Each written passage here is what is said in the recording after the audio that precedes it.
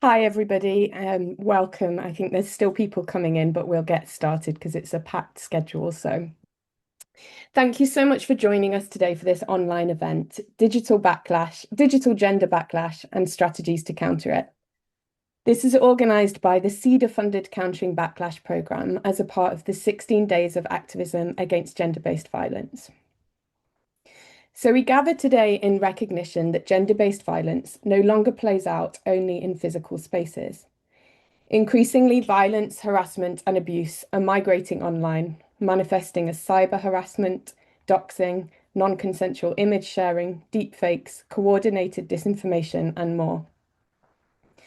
As we'll hear, these dynamics do not stand alone and apart from offline experiences.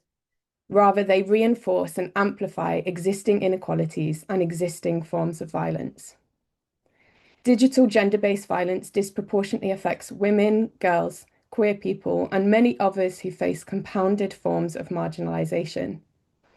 Left unchecked, it undermines safety, it silences critical voices, it erodes participation, it restricts access to opportunities, livelihoods, and platforms. At the same time, polarizing digital platforms have become fertile ground for hate speech, for misogynistic, homo and transphobic, and racist mobilization, also amplifying reactionary and populist narratives.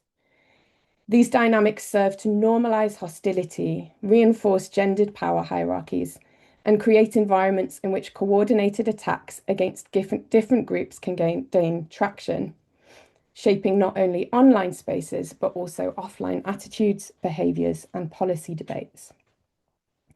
So today's event seeks to discuss this and think of strategies to counter it. It brings together a diverse and global group of researchers and practitioners from Brazil, Bangladesh, Uganda, Turkey, and the UK. And together we will examine how backlash manifests within different national, cultural, and social contexts. We aim also to not only map the problem, but also to centre intersectional, informed approaches that can inform policy, research, institutional practice, and collective activism. So we are joined today by Mayra Kubek-Mano from NEIM in Brazil, Sandra Aseng from WOUGNET in Uganda, Becky Faith from the Institute of Development Studies in the UK, Rachel Grant from the Foreign Commonwealth and Development Office in the UK, Ifat Antara, who's a consultant for BIGD in Bangladesh, and Shiman Günay Erkol from Özyeğin University in Turkey. Each speaker will reflect on experiences emerging from their work and offer insights and strategies to counter digital hostility and exclusion. So as chair, Chloe Skinner from Institute of Development Studies, I forgot to introduce myself. I invite you to engage critically, draw connections across national contexts, and consider how we can collectively contribute to a safer and more inclusive digital environment before a plenary discussion in the latter half of the event. So if you have any questions as people are speaking, if you could direct them into the Q&A box as opposed to the chat box, that means that speakers will be able to see the questions as they emerge and they'll be able to respond in writing. And that will hopefully help us get through all of the questions within the time we have.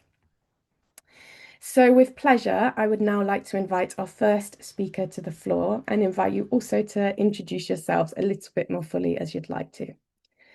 So Sandra, we would love to hear your thoughts. Thank you so much, Chloe. I don't know why I'm smiling from the beginning when you started speaking. Sandra Acheng is my name, and I'm joining from Kampala, Uganda. Currently, I serve as the Executive Director at Women of Uganda Network, and our work is around women's rights online briefly, but you can look up for our work on our website, www.wougnet.org, for more information about our work. So I will dive into today's discussion, which talks about the digital gender backlash. And as Women of Uganda Network, we're very much privileged to be part of the Counter Backlash program that started in 2022. And looking at the contextual manifestation of digital backlash, basing on some of the documentation and work that we've done over the years, we've seen that, first of all, there is also a low regard, especially in regards to gender concerns by policymakers, whereby the backlash, especially against feminists, is evidence in how policymakers' budgetary allocation and also legislative decisions are made. And looking at the growing online backlash, again, when we speak about the backlash that happens online, it's very hard to forget about also that it starts from the online space and then it goes to the offline and vice versa. So this really tends to also minimize that the importance of feminism and gender-related issues, especially that has also had a very much impact on how decision making is made, especially in the process within the government institutions. And looking at the 2020, looking at the Uganda national budget for 2024 and 2025, you realize that it mandates gender and equity-based budgeting with various allocation, especially allocating that gender-related issue is not explicitly very important. And looking at the budget for Ministry of Gender, Labor and Social Development, they propose a budget of around 426.788 billion Uganda shillings, with a range of programs that they intended to do, and most of it related to economic empowerment and also youth livelihoods. But also you realize that with this budget, there's been very minimal budget allocation, especially funding in relation to social development sectors, including the prevention and response to gender-based violence. And looking at a study that was done by UN Women in 2020, they did an assessment on sexual and gender-based violence financing, and they found out that about less than 5% of the budgets of ministries, departments, and also agencies and local governments were actually delegated to address violence against women. So this shows that there's still more work needs to be done, especially on violence that happen onto the online space. And then another second example is the aspect of objectifying of women, both in the offline and online space, whereby women, especially in entertainment, especially are sexualized, but also they're devalued, with some internet users publishing sexually explicit, distorted drawings. And popular women have faced where their photos have been posted of pictures, and they are frequently met with ridicule, degrading comments that promote the notion that they are worthless without fitting the traditional mode of maybe being married. And some of the research and antidote evidence shows that the female celebrities and media professionals, especially in Uganda, are frequently targets of online abuse, especially using sexist comment, body shaming, and threats.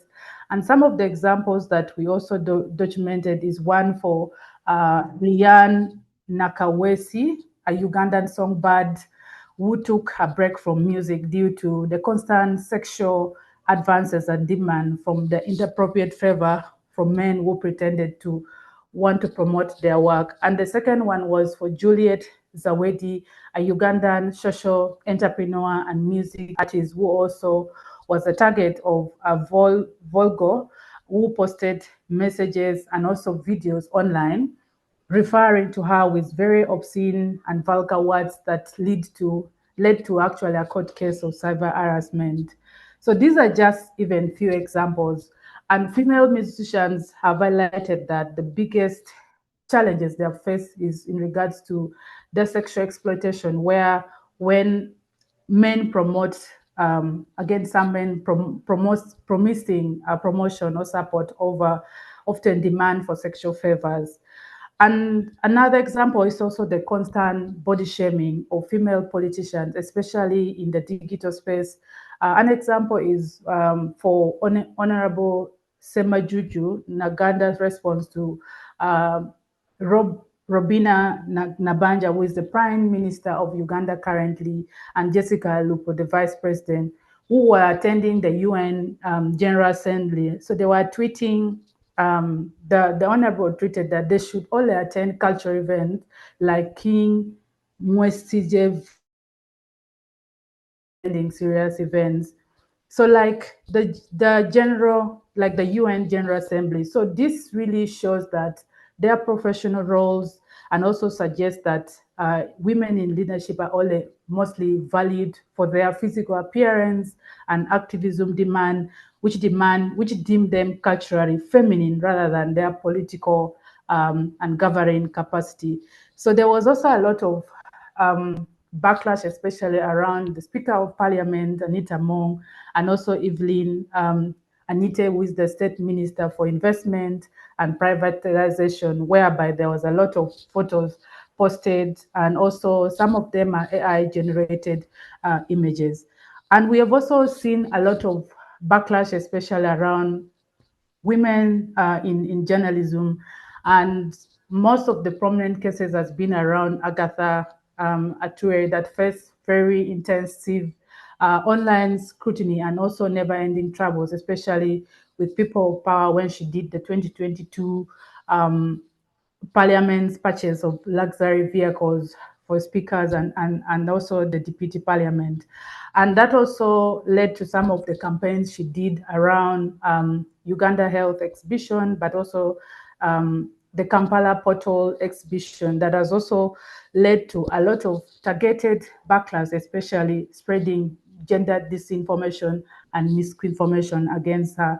One of the quote that we got was from Ature, who said that they claim that I have 4 children by 4 men, and I've found it ridiculous for 2 reasons. They think that it's supposed to be something that outrages and of concern to Ugandans at the same level with their criminality, but also how they cannot even establish facts about as basic as the number of children as a woman has. If it was a man, it would be understandable. So you can see that there's been a lot of backlash that has also happened on journalists as well, but also around LGBT plus individuals in Uganda as a whole. And I'll just give an example of the trolling and non-consensual intimate images that happened to a transgender woman called Kim Love Black, who have also faced severe cyberbullying with trolls questioning her identity, but also attacking her appearance in pictures. So you can see that non-consensual sharing of sexual explicit images is a big concern that majority call it as sexually as revenge porn. So what has WOUGNET been able to do in regards to all these issues? So we've had some strategies that we have put in place as WOUGNET, especially with support of the Counter Backlash program that is under the IDS, Institute for Development Studies. So we've held digital security trainings with about 33 participants in Uganda, and 72 were females and 28% were males in the aspect of countering digital backlash. And also they were able to gain crucial information and knowledge on digital security tips, but also have vital information on efforts to protect themselves, but also counter some of the digital backlash that affects their feminist organizing and also shrinking civic space. And there has also been a lot of documentation and reporting mechanism whereby there's been encouragement of documentation of all incidences and attacks. And we've seen some organizations also take up initiative around countering online gender backlash, like the Strategic Initiative for Women in the East and Southern Africa, abbreviated as SIHA.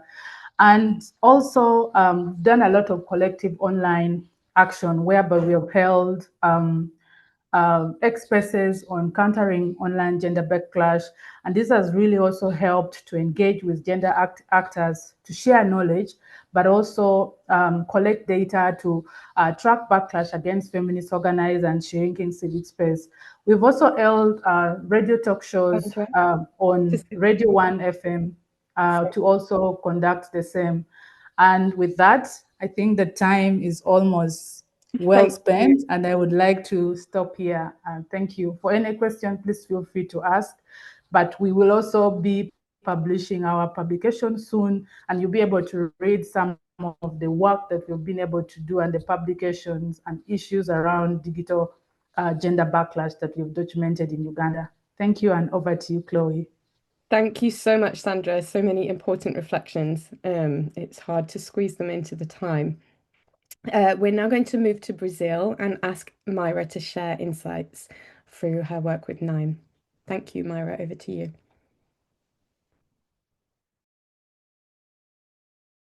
Hi, thank you, Chloe. So I have PowerPoint, so I won't miss the time exactly. So I'm Maíra Kubik-Mano. I'm from the Federal University of Bahia in Brazil. It was very nice to hear Sandra, and I think she gave us more of a panoramic explanation.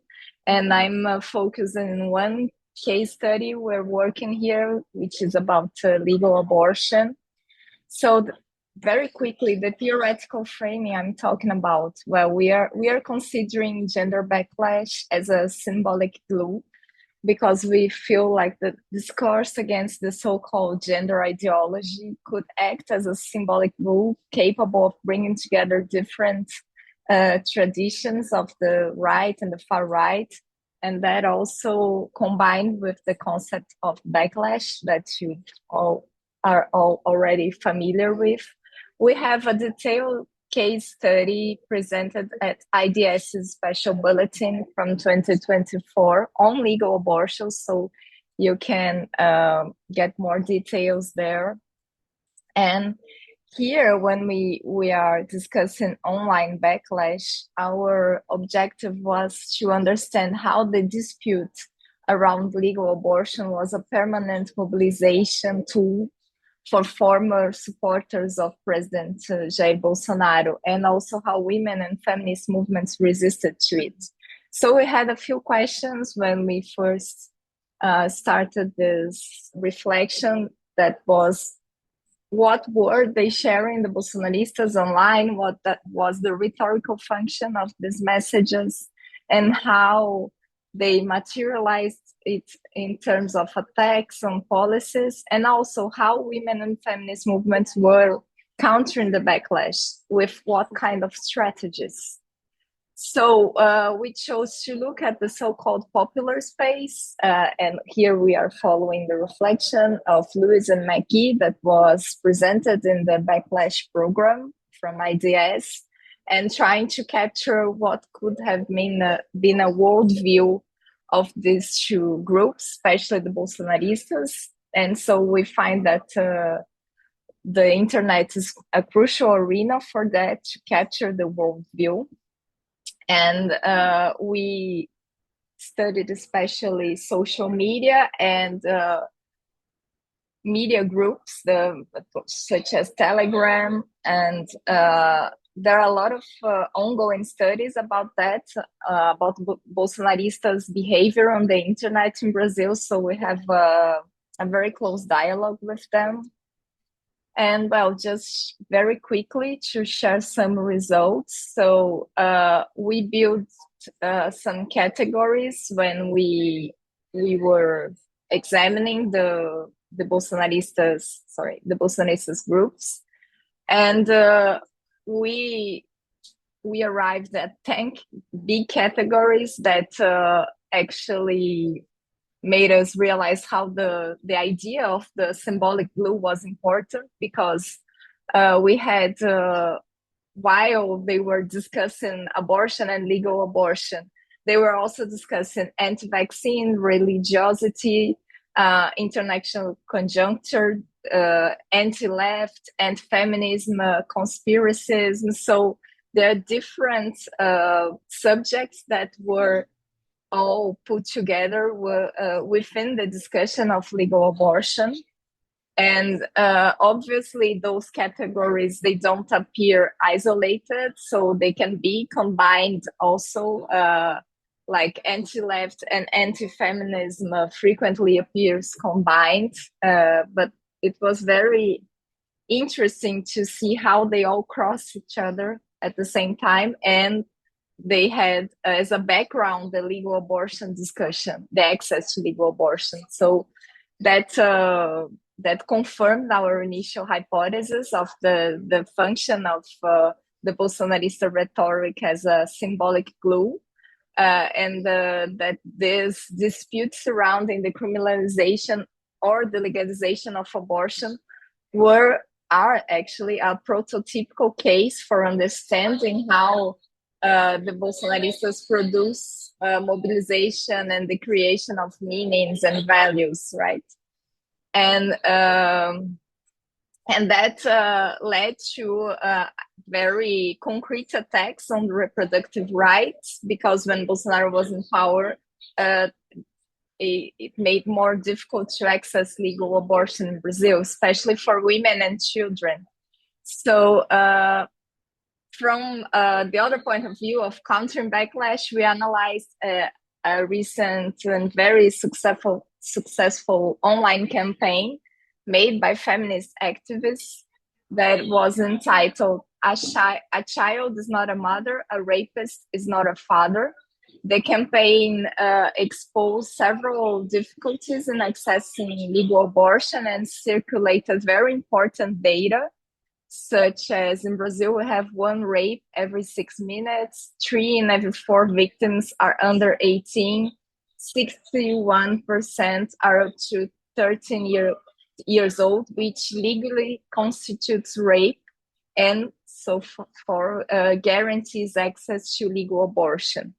And 70% of those children that become mother are Black. So what we could understand about this campaign, that was a very huge and successful one, it's that it is important to have a strong slogan that was able to surpass the impact of Bolsonarism in social media and actually also in the mainstream press. That there was also an important contribution to shift the repertoire, because we used to campaign saying abortion is a public health issue, or it's the right of the women to choose, of the person with the uterus. And now we have a new slogan that is placing the focus on children, which actually constitutes a very significant proportion of those who are entitled to access legal abortion. And just a final remark, so by focus on children, the movements at some extent were playing at the adversary's field, because they are concerned with how children are being raised in Brazil, and they are like putting it together with gender ideologies, and that gender ideology would make people become homosexual, etc. You know, all those fake news. And so by talking about children, it was the campaigning, the feminist campaigning, were able to actually expand the discourse, and so touch even people from the Bolsonarista field, because it's a very sensitive subject. So thank you. I'm sorry if I just passed a little bit of time. No problem, Myra. Thank you so much for giving such an important example, and also really interesting to hear about the ways in which it was countered. So turning to Turkey, Shimon, the floor is yours. Thank you, Chloe. I am going to shift from Bolsonaro to Erdogan right now. Let me start by introducing myself. My name is Çimen Günay Erkol. I work at Özyeğin University. It's hard to pronounce even for me. I do understand the pain. Based in Istanbul, I'm a member of the Social Sciences faculty. Our work, today I'm going to talk about our work under IDS, our work with Nurseli Yeşim Sümbüloğlu from Kadir Has University. We worked on men's rights groups in Turkey. So in this atmosphere of 16 days of activism, I think this discussion is very relevant, because these groups are using some organized tactics especially in online platforms. So those tactics, those similar intimidation tactics are visible in their advocacy for rights. In fact, this semester, for the first time in my life, I'm teaching an online course. And just last week, I experienced the video bombing. So let me start with that. This makes you feel very intimidated. It changes the atmosphere of the class. So, I mean, it intimidates not only the speaker, but also the members of the class, the audience. So when men interfere in social spaces, in digital spaces like that, with violence, I think we feel like victims, right? So there must be a good way to challenge this type of behavior. These groups, these men's rights groups, they have digital advocacy in Turkey. We are working on a few of them. And in our opinion, these groups are actually helping the government in Turkey right now to strengthen their powerful role on people. Because this year, 2025, is announced as the family year in Turkey. So the state officials are promoting family ideals that align with Islamic values. And these groups, these men's rights groups, are in fact supporting this type of arguments. The idea here is to bring back the patriarchal family model. So in this traditional view, men are the heads of the household and the rest need to obey their rule. So women are always defined as mothers or wives in that scenario. So these men's rights groups, they are trying to challenge laws designed to protect women from domestic violence, such as the law number 6284 in Turkey. They also target laws about divorce and child custody in Turkey. So there's a discussion around this indefinite alimony. So even with a very limited period of marriage, these groups argue that men are financially victimized because then after divorce, they have to pay alimony for an indefinite period of time. So, of course, I mean, when you look at the facts, you see the contrasts. I mean, Turkey ranks 129th out of 146 countries in gender equality, which means we still have much work to do. But the claims of those men's rights groups are often in such a line that they think they are the victimized people. So this is the contrasting view there. And you know, just like Bolsonaro, we have another mini Trump in Turkey, Mr. Erdogan, and he often says that men and women cannot be equals because it's not natural, it's against nature. So the gender roles, according to our government, are God-given, and they think feminism is something alien to Turkish and Islamic ways of living. This is something outward from the country. So feminists obviously are trying to import alien ideologies to Turkey, and this make them look like as if they are attacking Turkish culture or Turkish way of living. And in men's rights activism in the digital arena, that's often what was formerly called as Twitter, now X, and they are alive in Facebook as well.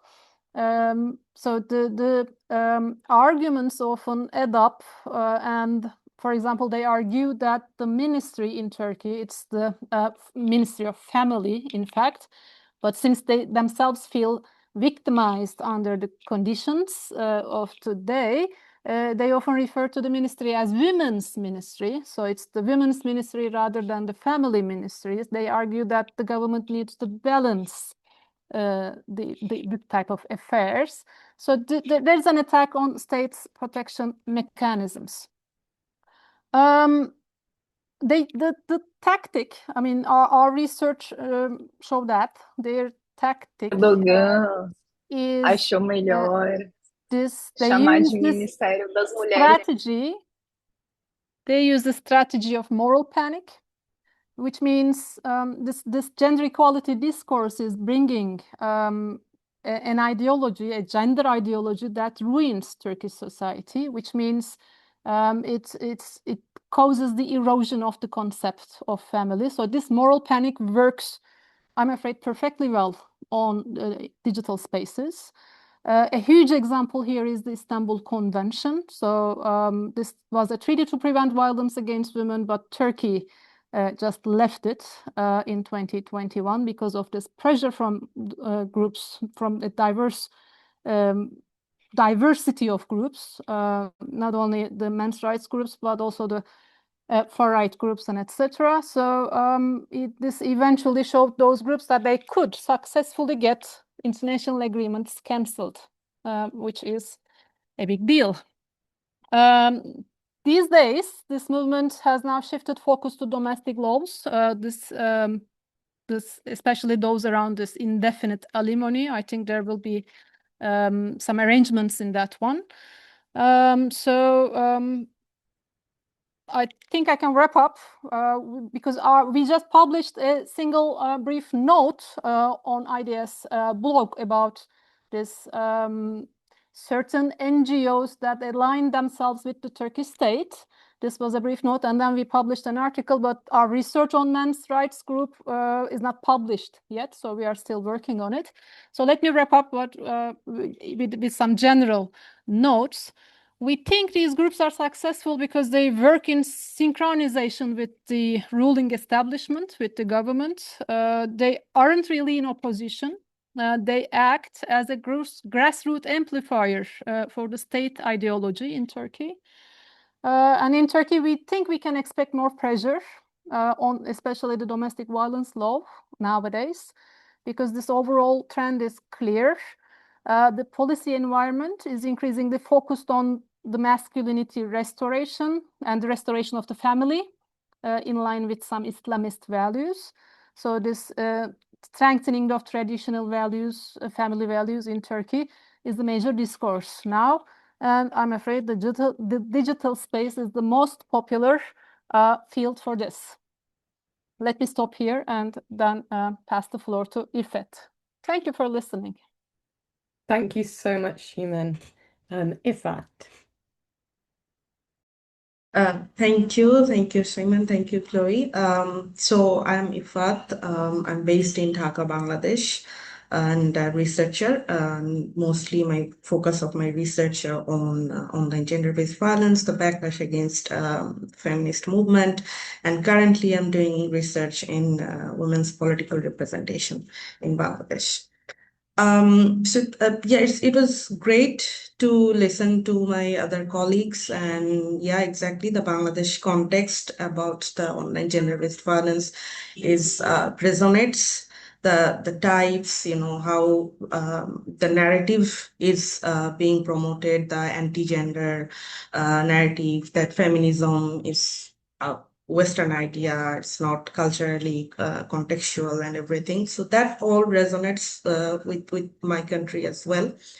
But I would also like to talk about what have been happening since our research with the Countering Backlash program, what's happening in Bangladesh currently. So in our previous research, we found all of the types, the moral policing, the hate speech, the verbal abuse, the sexually explicit trolling and memes against women, especially women who are, vocal in social media or in the media industry or in politics or in activism. So against them, that violence are majorly targeted. And what's actually happening currently right now.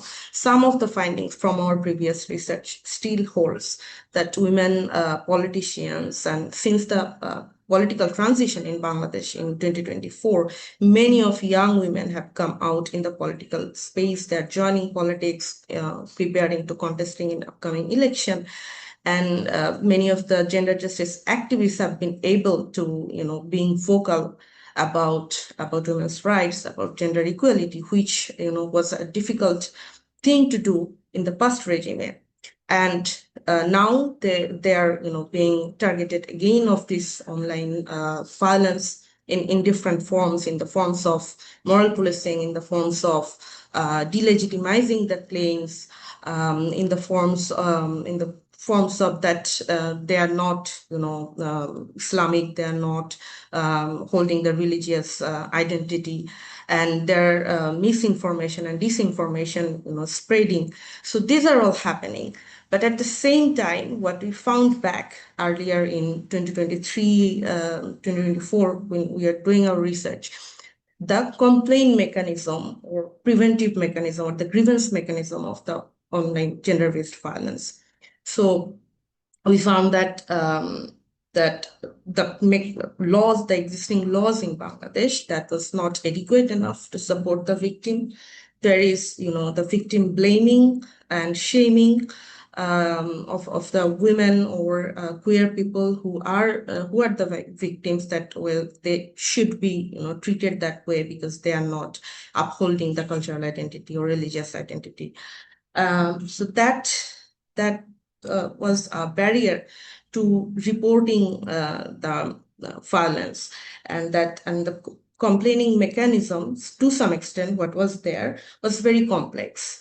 Having, collecting the evidence, going to the law enforcement, who are also very much, uphold the harmful gender norms and gender stereotypes and victim blaming. So all those things still is there.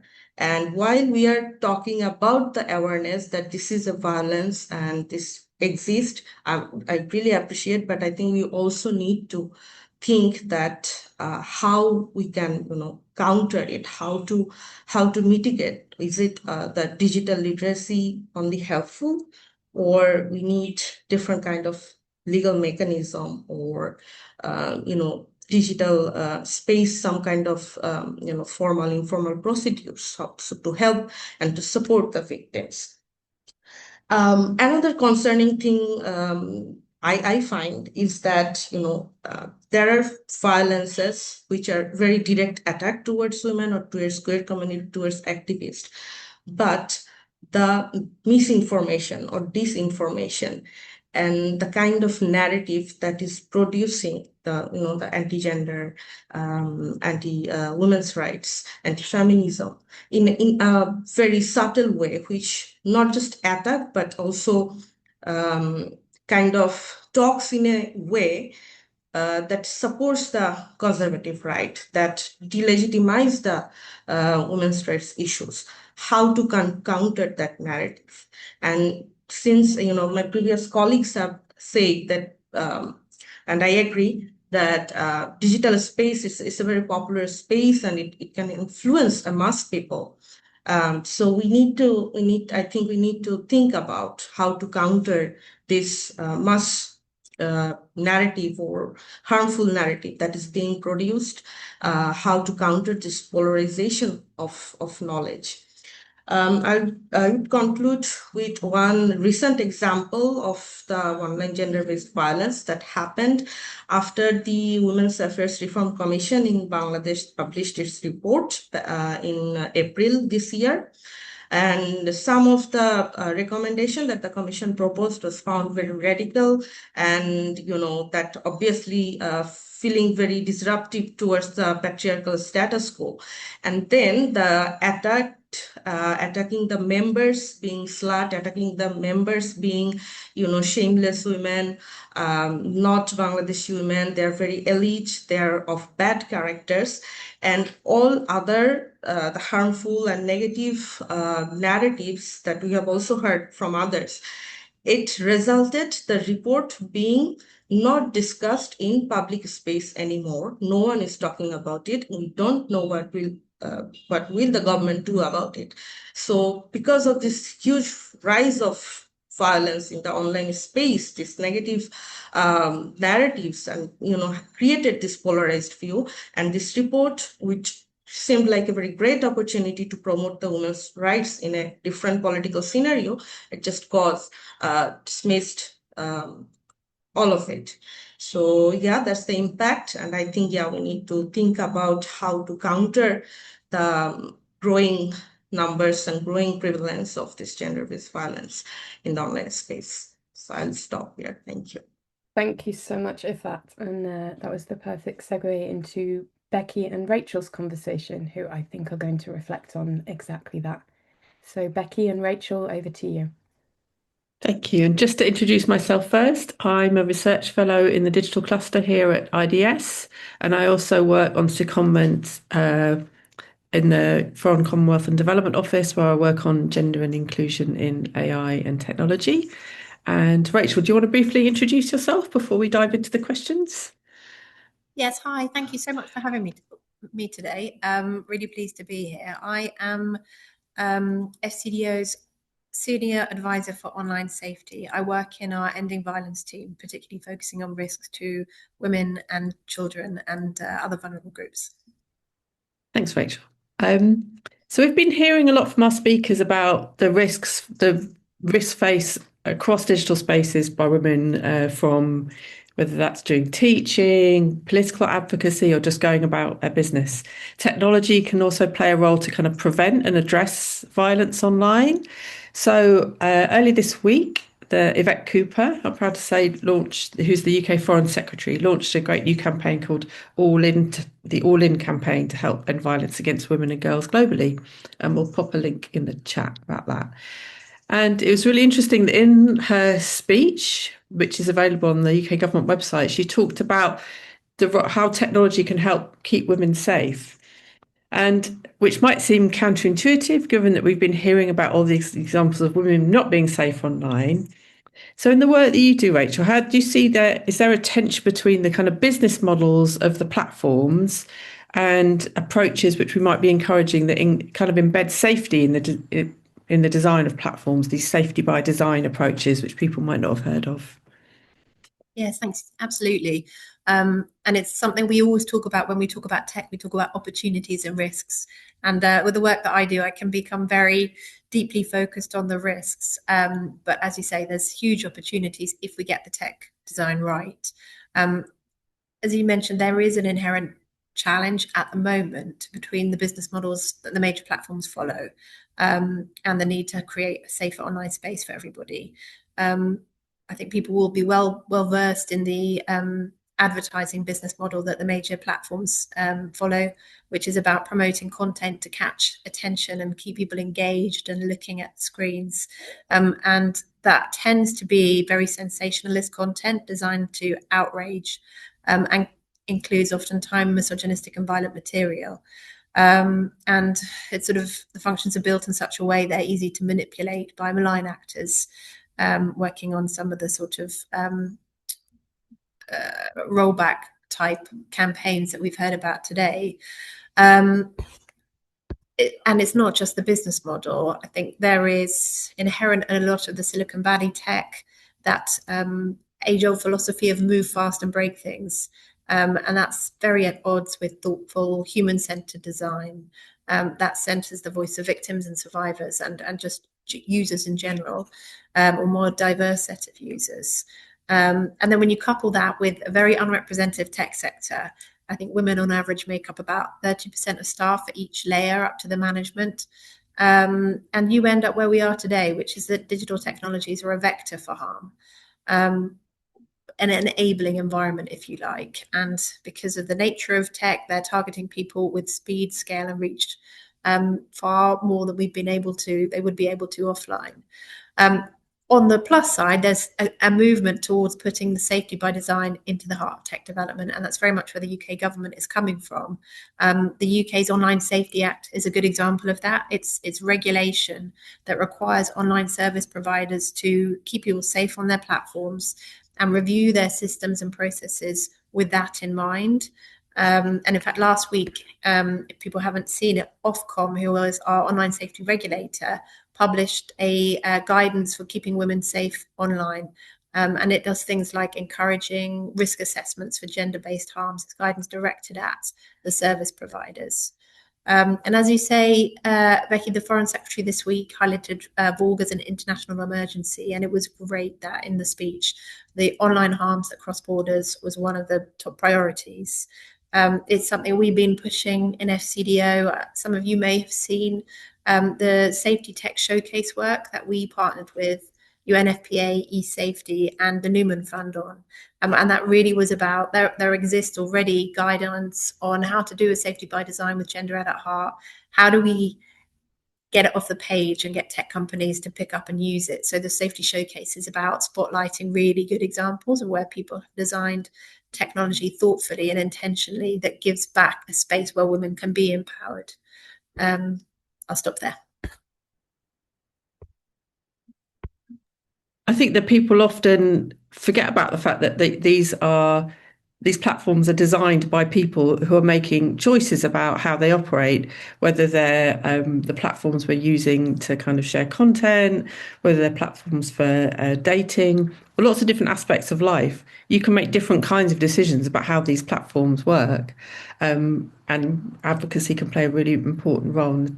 So one of the ways that we've been hearing about that the backlash and the rollback is manifesting online is through kind of closing these digital public spaces. So we've been hearing about that in Uganda, different kind of aspects of this happening in Bangladesh as well.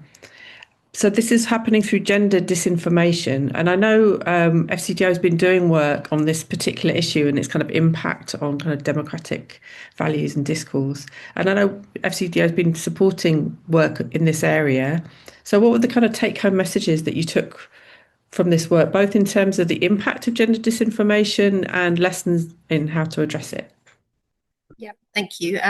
Yeah, I think it really shot up the agenda for us in the year of election, as it was 2024. I think it was not just 1 year, but sort of, and everyone's concern about threats to kind of civic space and election credibility. And I represent the UK on the Global Partnership for Action on Gender-Based Online Harassment and Abuse, which is a group of country members. There's 18 currently now, plus an advisory group. And collectively, we had a strong focus on the state of democracy and how TFGBV was really weakening the state of democracy, silencing women, shutting down rights-based agendas, exactly as everyone said today. And so some of the things that we were doing to try and understand the problem and then work out how do you counter and disrupt these types of campaign and protect people that they target. And I think, I'm sure everyone knows what gender disinformation is, sex and gender-based narratives at the heart of disinformation campaigns that polarize society, attack rights-based agendas, and often target emblematic public figures with the aim of, deepening the lack of trust in electoral integrity.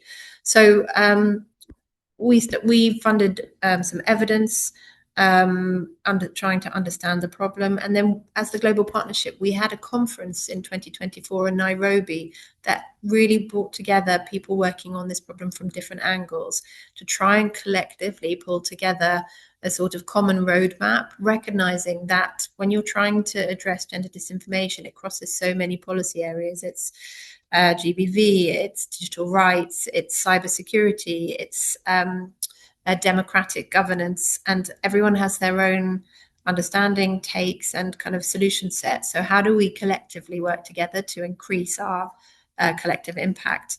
One of the partners there, the Centre for Information Resilience, used the conference to develop a theory of change that everyone could kind of convene around. And the core elements of it are, there's 4 pillars. Preparation, so how are you making sure that your cybersecurity is kind of top-notch and in place? And I think that's really key as well for anyone that we work with. Have we given, so if we're a project, if we're funding organizations, are we giving them money for cybersecurity protections? Are we providing training so their systems and their persons are safe? And then the second pillar was around identify the risks. How are you monitoring the space? I think there's increasing rise in number of disinformation observatories. We within FCDO are funding an online alert and response system that tracks violence towards women in public life and kind of flags when it's at risk of going offline. And then how do we respond to that? How do you discredit campaigns? How do you disrupt networks to stop the spread at source? One example was talked about at the conference, which I liked, this idea of instead of trolls online, you have digital elves. So people who kind of spot when someone's under attack and surge in to protect them and kind of disrupt that their exposure. And then at the societal level on top of that, we have to work to strengthen norms around gender equality and kind of more peaceful pro-social norms. So how do we do that deeper work? It's a really contentious, I mean, I don't need to tell everyone on this call, you'll be aware, but it's so contentious. It's inherently political, a lot of domestic disinformation as well. Makes it tricky, frankly, as a government working with other governments to sort of have the conversation. And so the key is, this is something we are all grappling with, all governments. We're not pointing fingers, we're just trying to come up with a common solution. Thanks. Thanks, Rachel. So, like you said, it's a really it's complex, both in terms of not having one kind of one size fits all solution, and also it's contextually very different depending on where you are in the world. But do you think there's particular kind of political levers and pressure that feminist civil society who are here on this call can bring to this space, and especially in terms of messages for what their governments should be doing?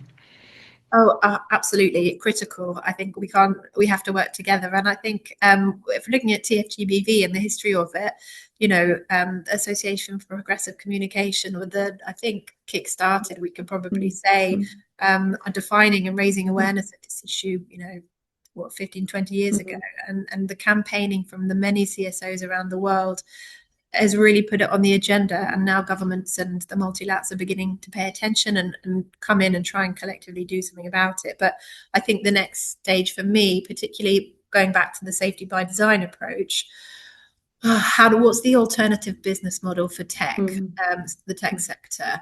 Currently it's advertising. How can we shift it so that safety is seen as a selling point? And I think that is where, if we look across to, say, the fair trade campaign that happened, that was really civil societies in multiple countries coming together around a clear brand and a clear kind of consumer ask to just get demand from consumers to change the market.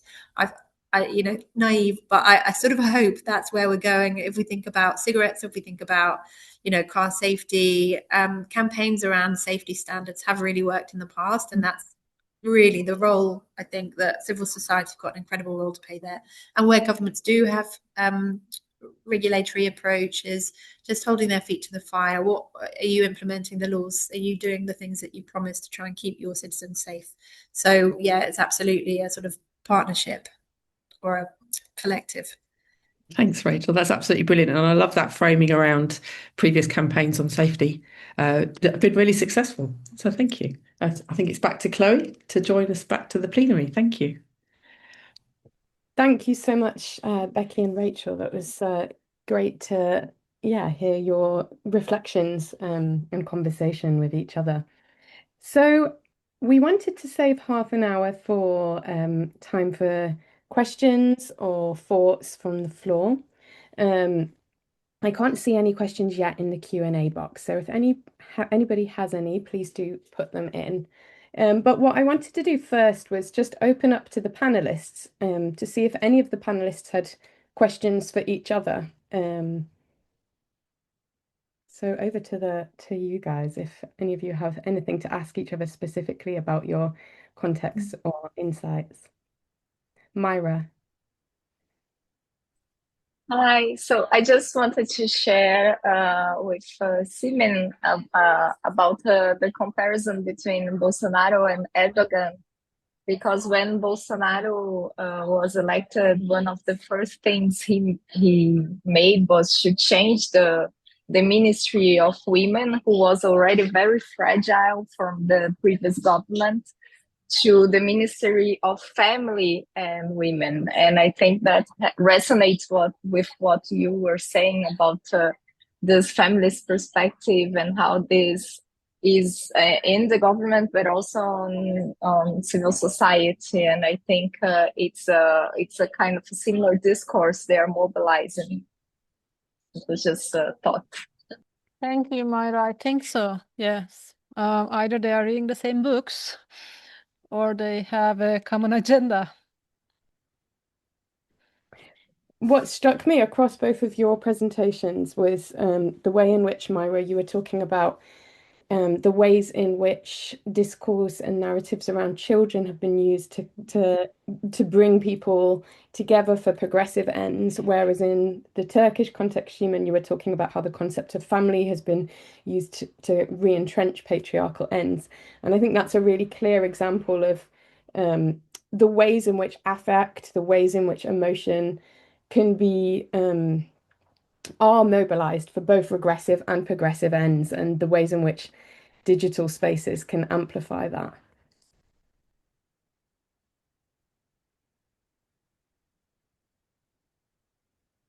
Becky, you have your hand up.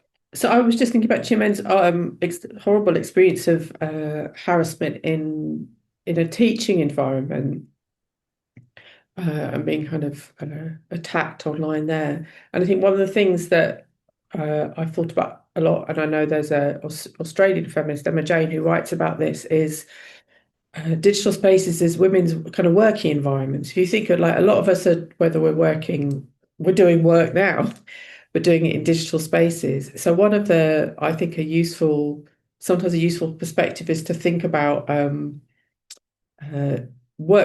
these kind of experiences as kind of workplace harassment. And if women, either directly through your experience that you've had, or through creating a kind of hostile environment. So we often write about in kind of policy spaces about the kind of the social impact and the kind of personal harms, the psychological harms, and about how it can translate into offline violence. But I think it's worth having that conversation about this violence is preventing women from working, whether it's like whether you're selling products on Instagram on your phone and you're a market trader, or whether you're a university lecturer, that experience of kind of hostility online is a form of workplace harassment as well. So yeah, I think there's a question in the chat as well. Let me say that at least my institution took it seriously. I signed a petition, so I made an appeal. So they are investigating it. They said they are going to look into it, but it's frustrating, right?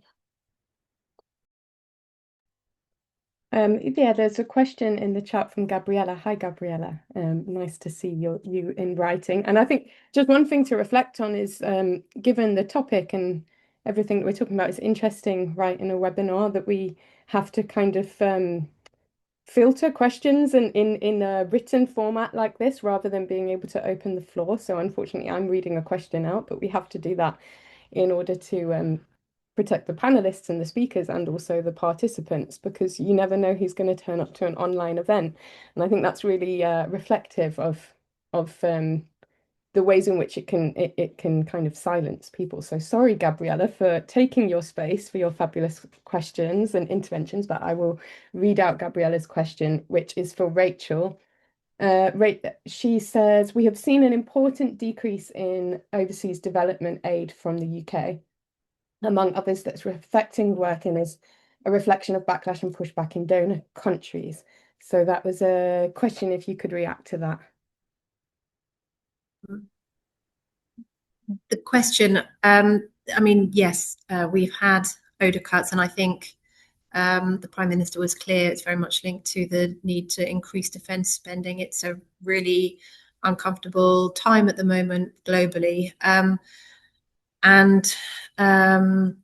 and it's sad. And on a personal, we announced a £40 million TFGBV programme last November, which then was cut very heavily. But it's one of a few new programmes that will be going forward. So there's very much the will there, and working within the budgets that we have, really keen to do what we can.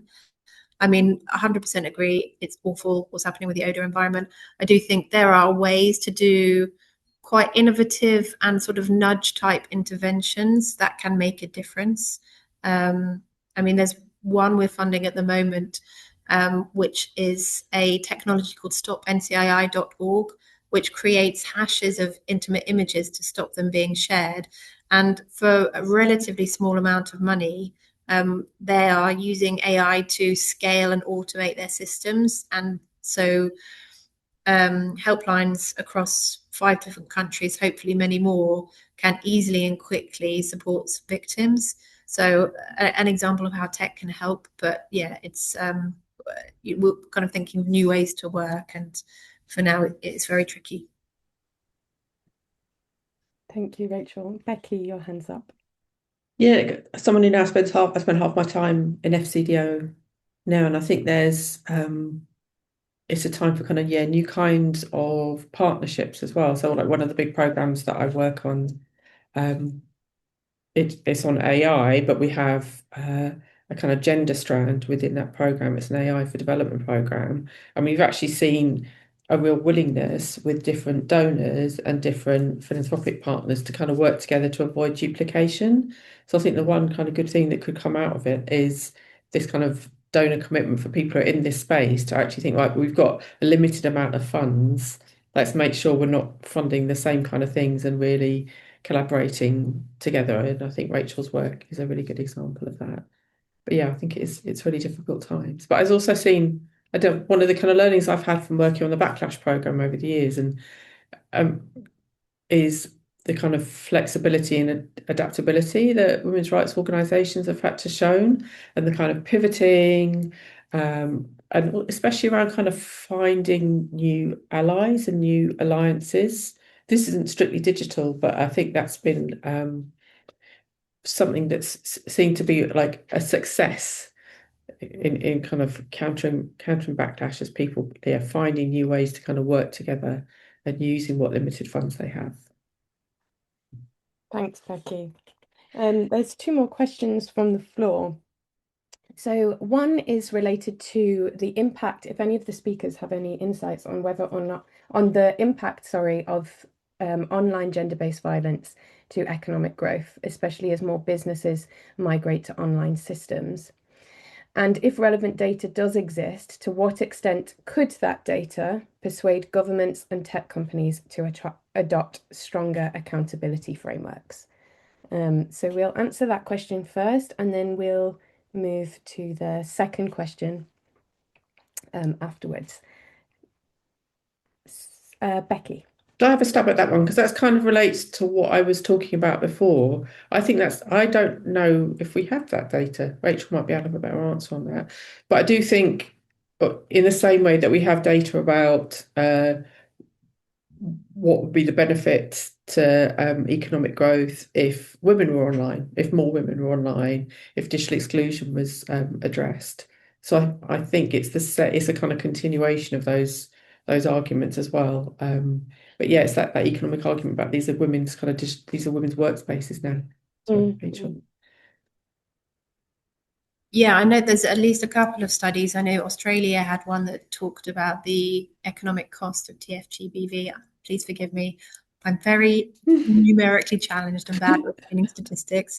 But the EU also did another, so I'll Google it and send you the links. And I think so. This is a conversation also we're having. I think the usual suspects are sort of bought in and on board with the need to tackle TFGBV. So gender people, as always, are talking to each other and agreeing. I think where we need, particularly with the ODA constraints, like where's more sustainable funding sources? Where can we have sort of more longer term engagement? And my personal view is that we have to do more with multilateral development banks. And then the argument there becomes, how do you safeguard your investments in digital transformation? And it's very clear that unless users trust the online space, they will engage less, and that you're not going to address the gender digital divide unless you address security concerns. It's a top 3 barrier. So making that case really clearly with investment partners, this is not just a gender issue. This is about safeguarding your financing investments, I think needs to be the case that we make. Thank you, Rachel. Thank you, Becky. To the next question, I think I'm going to direct to Ifat, because I believe you've worked on this issue specifically. Rachel asks in the chat, thank you for the interesting contributions, first of all, from the speakers. Several of the speakers have spoken about how gender backlash has been so well organized. Do speakers have examples of how young feminists who may be more digitally engaged, and there's an apologies there for the age assumption, have managed to mobilize other young people to safely support and counteract backlash? So Ifat, sorry to put you on the spot, but if you have a No, response. no problem. I was actually writing a reply to the question.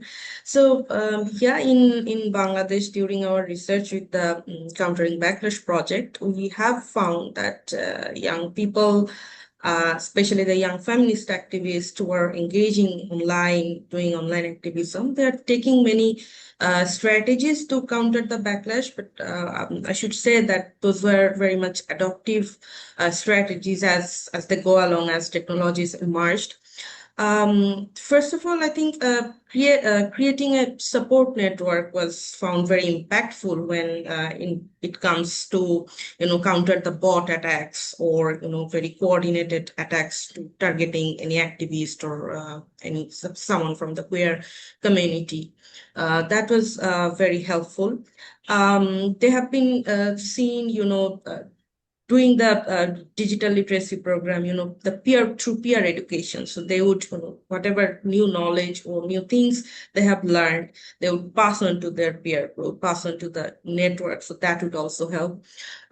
Use of language in a different way to differently rephrase certain topics. For example, in terms of Bangladesh, you cannot use directly the LGBT or queer people, rather, terms it at diverse gender group or different gender identity. So to some extent, that was also very helpful. And yeah, sometimes, using the available legal mechanism, the available, social media protocols, the reporting system, reporting an ID, removing comments, but most of all, I think the highlight of the countering strategies was to doing it all together, teaching your peer activist group, because that really helps, especially from urban to rural, from more privileged area to less privileged areas. That really help, because as my key takeaway from the research finding was that technology is emerging. I mean, 2 years ago, we are not talking about AI generated things as much as we are talking now. So strategies need to be very much adaptive, and you can, pass on to the knowledge as much as possible to your peer groups. So I think that helps. Thank you. Thank you, Ifat. And I think you touched there on a key difficulty, is that technology is evolving faster than we are often. Well, not often, it is. So we have no more questions, but I'm going to use my chair privilege and direct a question to Sandra, specifically around, we haven't spoken much about well-being and burnout, and I know you work always in this plane around digital inclusion with WOUGNET. So countering backlash and especially digital, well, any form of backlash, but digital backlash in its kind of constancy is very emotionally and professionally costly for people. So I'm interested in how you as an individual and also your organization navigates well-being as people working in that space, and also safety and burnout in doing the work. Very interesting question. Thank you for the question, Chloe. Actually, in regards to that, what as Women of Uganda Network has done is also to prioritize certain things for both as partners who are working on countering backlash, but also for those that we work with. So, like for example, currently we have also taken on simple measures such as working both remotely, but also working virtually. So we come to office 3 days a week, and then we work from home 2 days a week to sort of relax, but also to manage the stress of going home and also being able to work in office. So what we've also done is trying to see how do we, for example, not just talk about some of the backlash measures, such as having holistic security.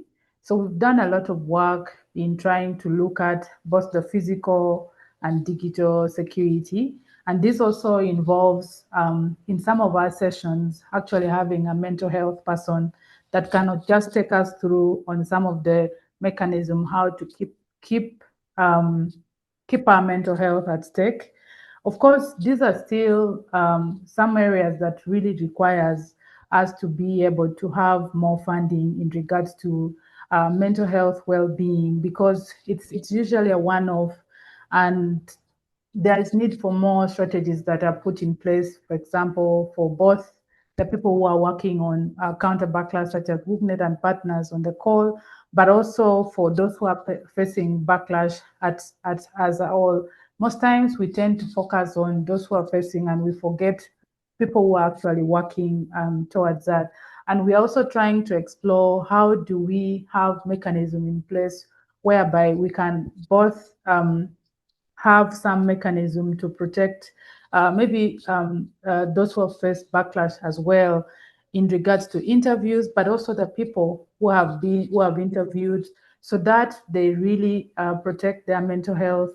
And we are developing a digital holistic security toolkit for women human rights defenders. And we're very excited about it, and also exploring some of the very simplified handouts, such as comic books, but also just something that someone can carry to continuously be mindful of how to protect your mental health, including some of the mechanisms such as workout and sleeping enough and taking water. Thank you. Thank you, Sandra. Does anyone else of the panelists have any other questions for each other? As it stands, we might be finishing early. Rachel, you have a question. Hi, thanks. So one challenge that we've been thinking a lot about rollback within FCDO, and one challenge is how are you stringing together these individual examples so it's a very clear case of a systematic trend? I mean, we have a huge long list of where it's happening and who the actors are and how it's happening and the themes, but it's quite tricky to sort of neatly pull that together and say, here you go, here's your mapping. Has anyone done that?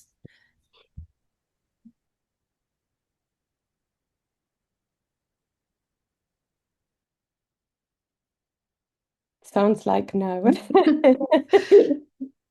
Yeah, I think I'm trying to work on something which is kind of pulling together some of the great work that's been done just within the Countering Backlash program. And the trouble is with doing that from an academic perspective is that you'll pull things together, but it might be pulling it together kind of theoretically under different kind of theoretical frames. And I think one of the things you were talking about earlier, Rachel, was about how you have to be kind of talking to different audiences and making different kinds of arguments. So there's an economic argument about how this is damaging women's kind of participation in the labour market. There's an argument for educators about how you need to change the way that kids are being taught about their digital spaces. There's arguments for kind of regional bodies like the EU or bodies in kind of sub-Saharan Africa or whatever kind of regional.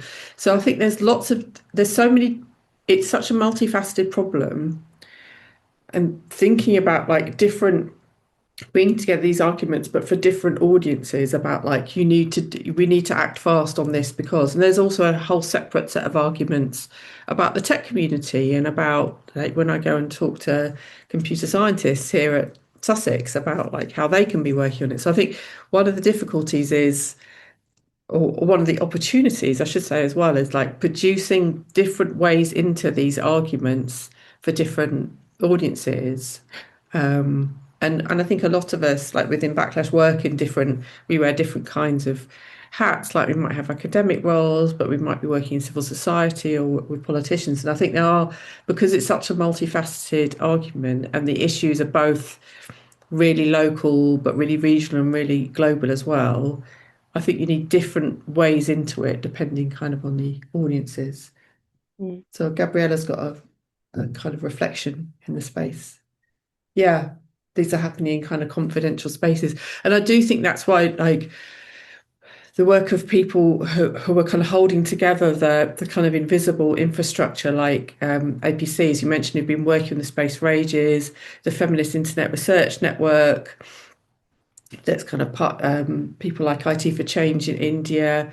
So there's people and organisations who've been holding together quite lightly this kind of infrastructure of and kind of communities and networks as well. And I think that's really, really important. But yeah. Thank you so much, Becky. So, sorry, I was just checking in the chat.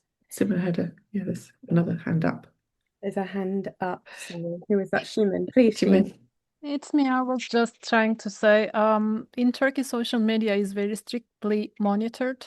So I do understand that it's a place for, especially for young feminists or young people, to come together for new gatherings, for solidarity building, for networking, etc. But people are very aware that they are being monitored. So this puts a lot of political burden on the discussions and everything. That's why, I mean, people are sometimes, they just refrain from talking very openly in digital public spaces. I mean, regardless of their gender.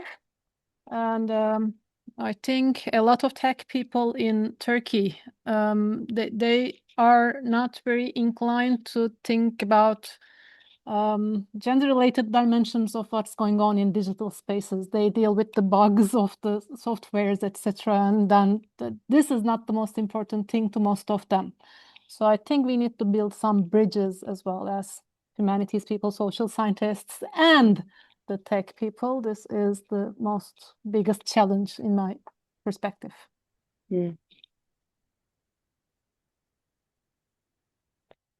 If I Yeah, I was just a little reflection or respond to what Simon has said.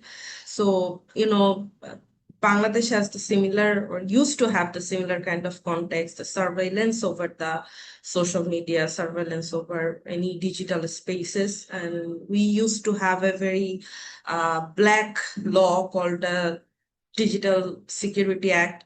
Most of it was to counter the hacking or theft related crimes, but it has been widely used to silence the activists, silence any critics of the past regime government. So what we have seen, I mean, yeah, it is very difficult, but there are some safer communication apps or platforms that people have been using, feminist activists have been using. So for example, some of the like Signal in WhatsApp used to be a safer form once ago, but now it's not. But yeah, there are some safer platforms are also emerging to maintain the communication.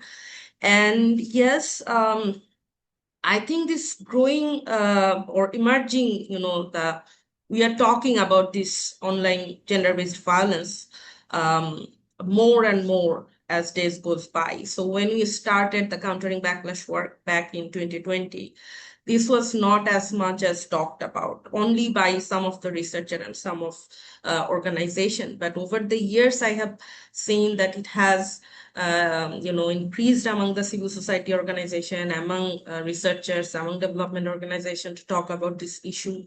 And just this year, we have done another National Violence Against Women survey. I think it's almost after a decade this survey has been done, and for the first time it has included online gender-based violence as a form of violence.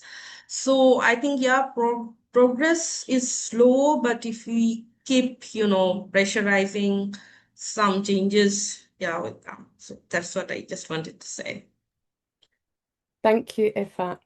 We have a question from Heather Williams, who asks, what strategies can counter online gendered backlash in context where women, and especially for marginalized groups, cannot rely on police forces that may have a long-standing pattern of institutional bias and discriminatory non-response? So really great question. Does anyone have any thoughts or reflections from their context or other contexts? I just want to jump in for a little bit again. Yes, this is one of the, I think, major issue to, to complain or, legally report about the online gender-based violence. Especially in Bangladesh, we have seen that majority of the people from gender diverse community, they do not report, fearing this, this shame, this blaming, this fear of being identified as queer people.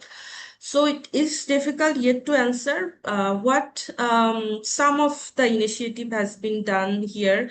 The support mechanism from rights-based organization, legal support organization who provides legal aids. So they have been able, the allies organization, they have been able to help them, either to take down the content or provide some form of protection, to protect their digital identity. Yeah, there have been severe cases where this online harassment has turned to offline, violence, also harassment. So in some cases, allies have been able to support them, to give them safe spaces. Still, yeah, a big question, but these have been also being helpful, these initiatives. Thank you, Ifat. Rachel.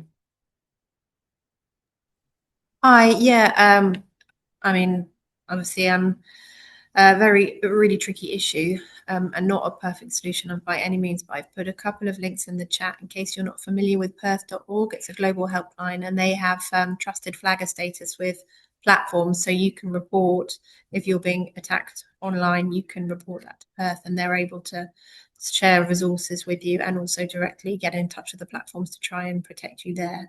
And Access Now also offer advice and have a kind of global helpline around cybersecurity, what you can do to protect your data online. So not by any means perfect, but some solutions are available at the global level. Thank you, Rachel. And Sandra, you put an example in the chat as well. Do you want to speak to that, the WOUGNET example? Yes, thank you for that. I think there have been several strategies that were shared by IFADs in regards to what can be done, like digital security trainings, but also public awareness, especially conducting campaigns in regional and indigenous languages, especially to educate communities about online related gender backlash and its impact, and also what are some of the available support systems that challenge the gender norms that condone violence or blame victims. And I also shared just a platform, a portal is called Online Gender-Based Violence Knowledge Web Portal that we design in partnership with Enable. Some people call it Enable. So this is a platform that can really enable victims to report cases, but also we update them with resources, to access resources that are related to tech-facilitated gender-based violence. And we hope that with this, we can create more awareness about this portal and also have more work done in regards to having more victims or survivors report cases of online gender-based violence. Thank you. Thank you, Sandra. And there's one more question for you in the chat, so hold the floor for a second. ShareUp writes, digital backlash often mirrors online stigma. Sorry, Caroline. How can we strengthen the response systems between online reporting mechanisms and offline support services, especially for survivors of sexual violence or exploitation? And that's in relation to Uganda specifically. Okay, so in regards to that, I think there's really need for partnership. Like I think the question that Rachel that asked about, is there a way where we are putting together resources that we building together? Let me see the question again. If you click on the answered bit. Okay, so I think there's need for partnership, especially with partners that are working on both digital backlash and also the offline backlash, because usually there is a backlash that starts into the offline platform, and then it goes onto the online platforms. And the strategies are usually not different. The one on the online platform are just usually tech enabled, and knowing that the offline and the online backlash often can lead to similar impact, especially harassment, abuse, stigma, like we can share. So how to strengthen the response system would be to see how we can work together as those working onto the offline backlash and those working on the online backlash to work together to see strategies that can both work. And already there are some strategies that are in place, especially ensuring that there's a toll-free line, and WOUGNET also has a toll-free line that can be used for phone calls. And also we have this portal that we also use in place in regards to that. However, there's need for ensuring that survivors of sexual violence and exploitation are involved in regards to safety by design, again, that Rachel spoke about, to ensure that when these issues are reported by survivors or victims, they are handled well. And also there's the aspect of management, proper management of the data, information, and private concerns, especially for survivors and victims of sexual violence and exploitation. So a lot of partnership is needed in regards to designing mechanism, and also strengthening the stigma in regards to that, and creating a lot of awareness that this can play in both platforms. I don't know if I've answered your question, Carol. Thank you, Caroline. Thank you, Sandra. Before we wrap up, I'd just like to offer any of the panelists a few seconds if you have any closing reflections or insights. That was a beautiful panel. I took a lot of notes. Thank you for the documents, all of those resources. They are helpful to all of us in different corners of the world. So thank you very much. Thank you, Shiman. I just asked Ben, who works with us on the program, to do a little nano blog bringing all of those resources together. Because agreed, there was tons in there. And thanks everybody. That was a really brilliant panel. Great idea, Becky. And also this is recorded as well, so if anyone wants to rewatch it, that will be available. So thank you so much to all of our speakers for such rich and thoughtful contributions, and to everyone also who's engaged and joined in with the discussion.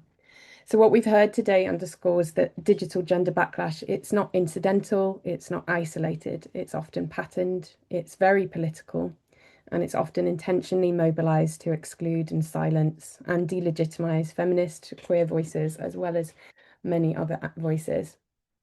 Yet it's also something that we can collectively resist. And we've heard some diverse strategies, from discourse to policy, to advocacy and solidarity. So our hope is that such conversations can continue. We can strengthen networks, deepen knowledge, and support action that makes both online and offline spaces safer for everybody. So thank you again for joining us, and we look forward to continuing this work together in our different paths and different places. Wishing you all a good day for the rest of your day. Many thanks. Thanks. Thank you. Thank you. Bye-bye. Bye. Thank you. Bye.